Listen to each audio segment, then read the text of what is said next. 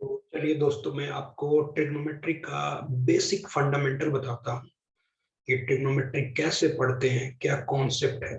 क्योंकि चीजों को याद करने की ना परवाह मत करना। क्योंकि आप अगर चीजों को क्रैम करोगे, हो सकता है वो 1 महीने याद रहे, 2 महीने तक याद रहे, बट आप बाद में उसको भूल जाओ। तो आप फोकस करना जिस कॉन्सेप्ट को मैं बता रहा हूँ दोस्तों। ये मेरे खुद के हैंड रिटन नोट्स हैं जो मैंने बनाया दोस्तों। एकदम बेसिक फंडामेंटल से चलेंगे। सबसे पहले हम डिफिनीशन की बात करेंगे और डिफिनीशन को समझेंगे। ठीक है, तो सबसे पहले मैं चलो यहाँ पर कोई पेन एक सिलेक्ट कर लेता हूँ जो आपको अच्छा विजिबल हो। ग्रीन कलर का कर लेता हूँ, ठीक है जी। तो यहाँ पर देखो दोस्तों, ये है टॉपिक आपका ट्रिग्नोमेट्री, और बोर्ड के एग्जाम में समझ मान के चलो कि आपका ये 8 से 11 नंबर का आने वाला है। मैं बात कर रहा हूँ 2021 और 2022 जो इस बार बोर्ड पेपर देने वाले स्टूडेंट है। तो आते हैं टॉपिक पे। ट्रिग्नोमेट्री आपको 3 ग्रीक लेटर वर्ड से बना है, ट्राई, गोन एंड मेट्रॉन। इसका मतलब होता है 3, गोन का मतलब होता है साइड, मेट्रॉन का मतलब होता है मेजरमेंट। बेसिकली हम 3 साइड के मेजरमेंट के बारे में पढ़ेंगे। ठीक है, डिफिनीशन की अगर बात करें, एक perfect definition according to NCERT, so it is a branch of mathematics in which we studies relationship involving the lengths and angles of triangle। ठीक है दोस्तों, यहाँ पर गौर करने की जरूरत है। बहुत सारे स्टूडेंट को कंफ्यूजन होती है कि क्या ये सिर्फ राइट एंगल ट्रायंगल के लिए वैलिड है। तो मेरा आंसर है नो, ये सारे ट्रायंगल के लिए वैलिड है। ठीक है, सो द डिफिनीशन, आपको देख सकते हो कि डिफिनीशन में भी ये नहीं बोला कि राइट एंगल ट्रायंगल। हमें डिफिनीशन में ये बोला है कि हम रिलेशनशिप जो इन पढ़ते हैं जो लेंथ हो और एंगल्स ऑफ ट्रायंगल के बीच में। तो यहाँ पर गौर करने की जरूरत है कि the definition doesn't say right angle triangle. ठीक है, तो आते हैं हम नेक्स्ट टॉपिक। आपको बहुत आराम से कूल माइंड होके देखना है चीजों को। ठीक है दोस्तों, तो चलते हैं आगे की तरफ। अब देखो, किसी भी चैप्टर को पढ़ने से पहले ना उसका एप्लीकेशन पार्ट जरूरी है कि हम चैप्टर ये पढ़ क्यों रहे हैं। ठीक है, इसका हमारे जिंदगी में क्या एप्लीकेशन है। अब जैसे विराट कोहली साहब ने तो बोल दिया कि मैं जब क्लास 10th में था तो मुझे मैथ बिल्कुल पसंद नहीं था। Trigonometry, sine theta, cos theta क्यों पढ़ते हैं आज तक हमें नहीं पता चला। बट दोस्तों, उनको समझने की जरूरत है कि जो भी आपके वीडियो गेम्स हैं, ठीक है, और जो आपके नेविगेशन वाली जितनी भी चीजें होती है, एस्ट्रोनॉमी हो गई, उसके बाद आप जैसे काइट उड़ाते हो, आपको पता है कि 15 अगस्त को बहुत सारे बच्चे काइट उड़ाते हैं।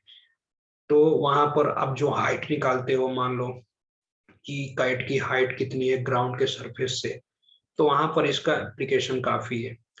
तो इस चीज को आपको गौर से देखना है। ठीक है, अब देखो हम बात करते हैं, यहाँ पर आप देख सकते हो कि जो यहाँ पर मैंने कंसिडर किया right angle triangle, triangle ABC ले लिया। ठीक है, तो इस पे आपको क्या फोकस करने की जरूरत है दोस्तों। चलो मैं पेन एक सिलेक्ट करता हूँ अच्छा से, कोई कलर। ठीक है, ताकि आपको एक बेटर अंडरस्टैंडिंग हो।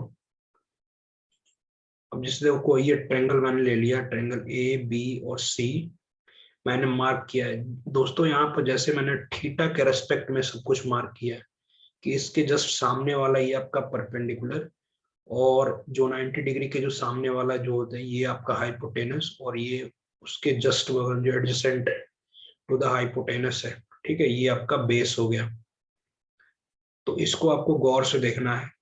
ठीक है, उसके बाद हम आते हैं यहाँ पर। देखो, यहाँ पर मैंने आपको क्लियरली मेंशन कर रखा है कि base, perpendicular, hypotenuse are always decided with respect to angle theta. ठीक है, तो अगर मान लो आप देखो, जो भी अगर मान लो मैं थीटा की पोजीशन चेंज कर दूं दोस्तों। ठीक है, अगर मान लो मैं थीटा यहाँ पर कर दूं, तो आपका जो बेस है ना, अब वो परपेंडिकुलर बन जाएगा। अगर मैंने यहाँ पर थीटा पुट कर दिया तो अब ये आपका बेस नहीं रह जाएगा, ये आपका हो जाएगा परपेंडिकुलर। और ये आपका परपेंडिकुलर नहीं रह जाएगा, ये आपका हो जाएगा बेस। बट आपका हाइपोटेनस ये वाली चीज है ना, ये फिक्स होती है, दिस इज ऑलवेज फिक्स्ड। तो इस चीज को आपको फोकस करने की जरूरत है इस पॉइंट पे। उसके बाद हम आगे बढ़ते हैं।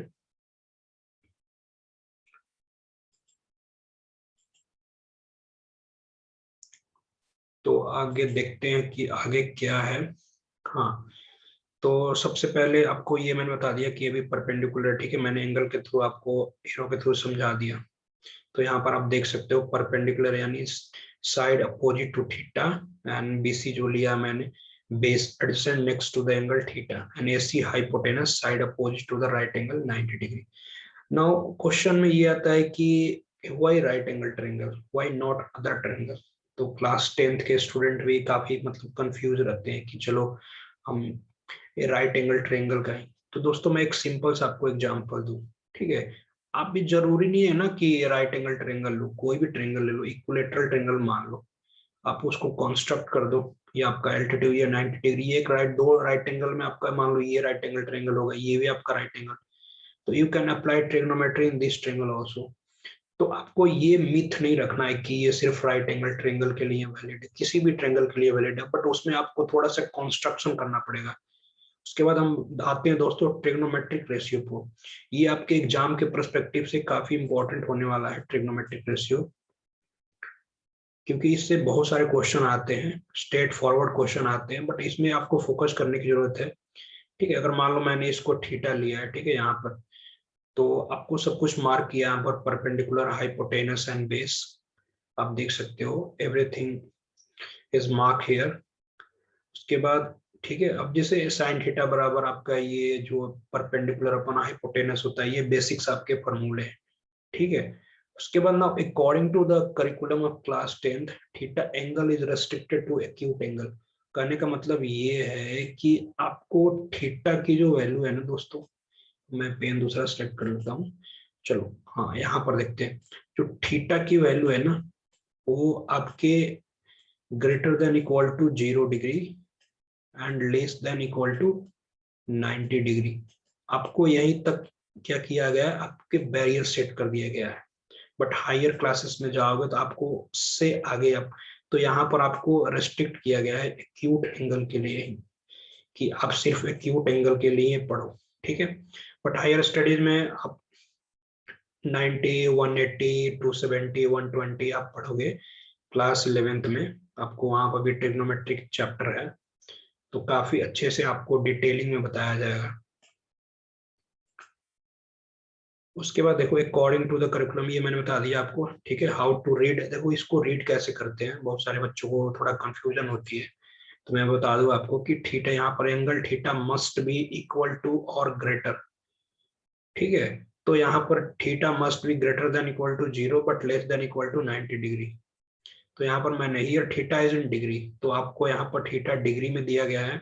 बट हायर स्टडीज में थीटा आपके रेडियन में भी होता है, तो वहां पर आपको मिलेंगे क्लास 11th में। तो आपको इसमें कोई चिंता करने की जरूरत नहीं है। अब आते हैं, आपको कुछ बेसिक्स पॉइंट है जो जिस पे आपको फोकस करना है, ठीक है दोस्तों। तो आप देख सकते हो यहाँ पर कि यहाँ पर यह थीटा इज इन डिग्री ना, cosec theta, sec theta and cot theta respectively the reciprocal of the ratio sine theta, cos theta and tan theta. ठीक है, जैसे मान लो अगर मैं आपको एग्जांपल के तौर पे समझाऊं, तो अगर मान लो कोई नंबर है, ठीक है, 2 है, तो इसका रेसिप्रोकल कितना होगा, 1/2। तो सिमिलर वे जैसे मान लो cos थीटा है, ठीक है, अगर मान लो cos थीटा है, तो इसका रेसिप्रोकल क्या होगा, 1/sec थीटा। तो 3 आपके होते हैं, साइन थीटा, tan थीटा और उसके बाद cos थीटा। इनके जो रेसिप्रोकल होते हैं, साइन का आपका cosec थीटा होता है, tan का आपका cot थीटा होता है, और cos का आपका होता है sec थीटा। ठीक है दोस्तों, चलो आगे बढ़ते हैं। जैसे देखो ये मैंने यहाँ पर एक ट्रेंगल लिया है, ठीक है, तो आप देख सकते हो मैंने यहाँ पर ट्रेंगल मार्क किया है XYZ, ठीक है, सबको APM, उसके बाद CBN और Q। कंसिडर ट्रेंगल APM मैंने लिया है, ठीक है। और triangle A B C N Q, ठीक है। यहाँ पर angle P M similar to triangle C A B. जब आपको मैं सिमिलरिटी पढ़ाऊंगा तो वहां पर मैं आपको डिटेल में पढ़ाऊंगा, बट यहाँ पर आप बस ये समझ लो कि जैसे 9th में आप पढ़े होगे, अगर थोड़ा आपको रिकॉल कर पा रहे हो तो जैसे ये वाली जो एंगल है दोस्तों, आप देख सकते हो पी ए एम यानी ये थीटा, चाहे ये वाली ट्रायंगल हो, थीटा सबके लिए सेम है। तीनों ट्रायंगल हो, चाहे ए पी एम लो, चाहे ए सी बी लो, चाहे ए क्यू एम लो, तो ये सेम है। उसके बाद ये वाली जो एंगल 90, तो ये भी 90, ये भी 90। तो सिमिलरिटी आप प्रूव कर सकते हो यहाँ पर डबल ए से, एंगल एंगल से, ठीक है दोस्तों। उसके बाद जब सिमिलरिटी आप प्रूव कर दोगे तो उसके बाद आपको पता है कि जो रेशियो होते हैं अपने आप में प्रोपोर्शन होते हैं जब हम सिमिलर ट्रायंगल प्रूव करते हैं। तो उसके बाद जो है ना, इसमें थोड़ा सा और फोकस करने की जरूरत है। देखो यहाँ पर हम सब कुछ मार्क किए कि एम बराबर कितना है, एम की आप लेंथ देखोगे एक्स है, ए बी की लेंथ देखोगे आपका वाई है, एपी का लेंथ आप देखोगे ऊपर यहाँ पर आपका एपी का एस है। इस तरह से एसी सबका मार्क किया, S upon T omega Y. तो आपको बस समझाने के लिए मैंने ये मार्क किया है। फ्रॉम दिस आप इससे ऑब्जर्व कर सकते हो कि जो थीटा की जो रेशियो होता है M P by A P equal to, जो सिमिलरिटी ट्रायंगल से हम रेशियो को लिख सकते हैं प्रोपोर्शन बीसी बाई एसी। मैंने इसको क्या किया है, बस अरेंज किया दोस्तों। मैं आपको चलो थोड़ा सा और समझाता हूँ डिटेल में, ताकि आप आसानी से इसको समझ सको। एक मिनट बस रुक जाना। हाँ, तो यहाँ पर आप देख सकते हो मैंने क्या किया बेसिकली, जो ये आपका देखो एमपी ये रहा, ठीक है, और एपी ये रहा। मैंने क्या किया है कि एमपी ये वाले एपी को मैंने यहाँ पर लाया है, ठीक है, और बीसी को मैंने यहाँ पर रेफर किया है। तो आपका ये हो गया। और बीसी बाई एसी थीटा के रेस्पेक्ट में आप देखोगे यहाँ पर दोस्तों, इस वाले ट्रायंगल में थीटा के रेस्पेक्ट में देखोगे तो आपको दिखेगा कि जो ये आपके है ना, अगर थीटा के रेस्पेक्ट में देखो तो आपके जो भी साइन थीटा होता है, साइन थीटा बराबर क्या होता है, परपेंडिकुलर अपन हाइपोटेनस। तो अगर ए बी और सी में देखोगे तो बी सी आपका परपेंडिकुलर है, ठीक है, और ए सी आपका हाइपोटेनस है। तो बस मैं इसी चीज का यूज किया हूँ इस वाले में, ताकि मैं आपको ये कंक्लूजन बता सकूं कि एंगल की लेंथ कितनी भी बड़ी हो, साइड कितना भी बड़ा हो, अगर सेम एंगल है, ठीक है, थीटा अगर सेम है तो एक सेकंड दोस्तों, ये बार बार ना, तो हाँ, M P by AP equal to B C by sine theta आपका होगा। उसी तरह से M by AP equal to AP by S equal to cos theta. इस तरह से M P by M B C by A B equal to tan theta. आप इनको डिवाइड कर दोगे तो आपका ये result B C by A B आ जाएगा। ऑब्जर्वेशन की बात यहाँ पर ये है कि the value of trigonometric ratio of an angle do not vary with the length of the sides of triangle if the angle remains same। कहने का मतलब दोस्तों ये है कि आप यहाँ पर देखना, गौर से देखना कि आप इसकी साइड कितना भी बढ़ाते जाओ, इसको भी आप कितना भी इधर स्ट्रेच करते जाओ, अब अगर थीटा सेम है तो सबका रेशियो ना सेम होगा, ठीक है, चाहे लेंथ कितनी भी बढ़ाओ। तो आपको इसका जो कॉन्सेप्ट बताने का मेरा जो मकसद था यही था कि आप मतलब किसी चीज को क्रैम नहीं करो, किसी चीज को आप समझ के पढ़ो, तो आपके लिए वो काफी बेनिफिट होने वाला है। चीजों को रट्टा नहीं लगाने, क्योंकि अगर रट्टा लगाओगे हो सकता है आप भूल जाओ कुछ दिनों बाद। तो आपको रट्टा नहीं लगाना, आपको चीजों को बहुत समझ के पढ़ना है, ठीक है।